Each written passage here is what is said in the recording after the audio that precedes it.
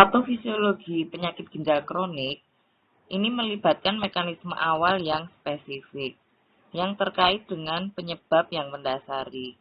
Selanjutnya, proses berjalan secara kronis progresif yang dalam jangka panjang akan menyebabkan penurunan massa ginjal. Sejalan dengan menurunnya massa ginjal, sebagai mekanisme kompensasi, maka nefron yang masih baik akan mengalami hiperfiltrasi oleh karena peningkatan tekanan dan aliran kapiler glomerulus, dan selanjutnya terjadi hipertrofi. Hipertrofi struktural dan fungsional dari sisa nefron yang masih baik terjadi akibat pengaruh molekul-molekul vasoaktif, sitokin, serta growth factor, hingga pada akhirnya akan terjadi proses sklerosis. Aktivitas aksis renin-angiotensin intrarenal juga ikut berperan dalam terjadinya hiperfiltrasi, hipertrofi, dan juga sklerosis. Pada penyakit diabetes mellitus itu juga merupakan penyebab dari penyakit ginjal kronik. Ya, di sini penyebab dari kontrol glikemik yang buruk itu bisa memiliki ginjal yang membesar dengan peningkatan laju filtrasi glomerulus ya pada saat diagnosis diabetes ditegakkan. Nah, hiperfiltrasi atau terjadinya peningkatan filtrasi ini merupakan akibat dari hipertensi intraglomeruler yang disebabkan oleh kontriksi arterial efferent. Abnormalitas ginjal yang selanjutnya terbentuk adalah mikroalbuminuria yang berada di bawah ambang deteksi alat tarik celup pada umumnya. Di sini mikroalbuminuria merupakan prediktor kuat nefropati yang akan terjadi dan juga terkait dengan hipertensi ringan dan juga resistensi insulin ringan.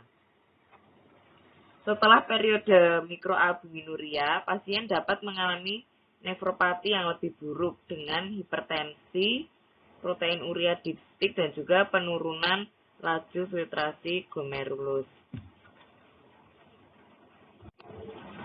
Pada kondisi hiperglikemia, pasien diabetes mellitus itu bisa menyebabkan glikosilasi protein yang memacu terbentuknya ikatan silang protein. Ikatan silang protein dapat bersatu dengan molekul kolagen pada membran basal glomerulus atau memicu sel mesangial untuk menyekresi kelebihan matriks ekstraseluler. Pada peningkatan tekanan intraglomerulus menyebabkan hiperfiltrasi dini, serta dapat merusak endotel dan sawar filtrasi glomerulus. Hormon growth factor, di sini hormon pertumbuhan, itu merupakan faktor pertumbuhan serupa insulin dan faktor pertumbuhan derivat trombosit. Juga dapat memacu hipertrofi ginjal dini dan memicu perubahan hemodinamik ginjal yang menyertainya. Terdapat penurunan ekspresi nefrin di membran celah pada penyakit diabetes mellitus tipe 1 maupun tipe 2 yang di sini dapat berkontribusi dalam terjadinya protein urea. Pada kecenderungan familial mengalami nefropati pada diabetes tipe 1 maupun tipe 2, dan juga gen kandidat meliputi kotransporter natrium atau litium sel darah merah, counter transporter natrium hidrogen sel darah merah, dan juga enzim pengubah angiotensin. Pada pasien diabetes mellitus itu terjadi perubahan histologis, yaitu membran basal glomerulus menebal akibat deposit albumin dan protein plasma lainnya. Terjadi ekspansi mesangial yang menyebabkan hilangnya permukaan filtrasi.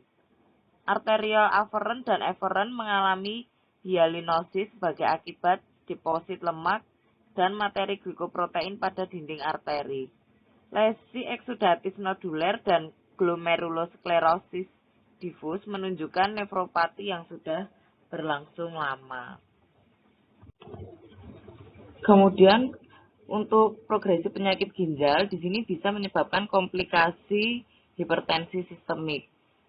Dan juga untuk kasus hipertensi, di sini juga dapat menyebabkan komplikasi ginjal ya, terutama kelompok yang paling rentan terjadi kerusakan ginjal akibat hipertensi itu adalah orang yang berusia lanjut, kemudian penyandang obesitas, orang berkulit hitam, atau mereka yang berasal dari subbenua India. Nah, pada hipertensi di sini, kerusakan pada pembuluh darah akibat tekanan darah yang meningkat itu terjadi pada dinding arteri interlobularis. Otot itu digantikan oleh jaringan sklerotik. Dinding arterio aferen mengalami hyalinisasi, deposit lipid, dan juga glikoprotein subintima yang keluar dari plasma. Kerusakan pada pembuluh resisten tersebut membuat endotel kapiler glomerulus terkena hipertensi yang merusak. Kondisi ini menurunkan aliran darah dan filtrasi glomerulus dan memacu protein urea.